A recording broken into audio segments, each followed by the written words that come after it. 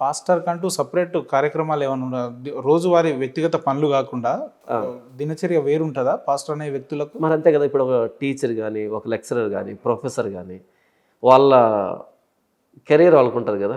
అలాగే నేను ప్రీచర్ని, అంటే నేను పాస్టర్ని, అంటే నేను బైబిల్ సంబంధించి పాస్టర్ని డిఫైన్ చేయాలి అని అంటే ఏ రకంగా డిఫైన్ చేయాలి? పాస్టర్ అంటే కాపరి, షెపర్డ్. ఓకే. ఎలాగైతే ఒక కాపరి గొర్రెల మందని కాస్తాడో, వాటికి గాయమైనప్పుడు కడతాడో, అవి తప్పిపోయినప్పుడు మరలా తీసుకుని వస్తాడో, వాటిని మేపుతాడో, వాటికి వైద్యం చేస్తాడో, వాటికి బ్రీడింగ్ చేస్తాడో, లేకపోతే వాటికి సంబంధించిన యోగక్షేమాలు ఎలాగైతే శత్రువులు అంటే క్రూర మృగాల నుంచి కానీ దొంగల నుంచి కానీ కాపాడుతాడు కంచి వేసి, అది పాస్టర్ అంటే షెపర్డ్ అని. అంటే గొర్రెల కాపరి లెక్క. గొర్రెల కాపరి ఎలాగైతే తన మందను అన్ని విషయాల్లో జాగ్రత్తగా చూసుకుంటాడో, అలాగే ప్రభువైన యేసుక్రీస్తు వారిని తమ సొంత రక్షకుడిగా అంగీకరించినటువంటి విశ్వాసుల్ని కాపాడేటువంటి పని చేసే వ్యక్తిని కాపరి.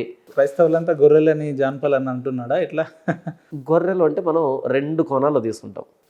తెలివి తక్కువ వ్యక్తిని వీడు గొర్రెరా అని అంటాం, గొర్రె మెదడు అంటాం. గొర్రె మెదడు, వీడు గొర్రె బకరా అంటాం. తెలివి లేదు.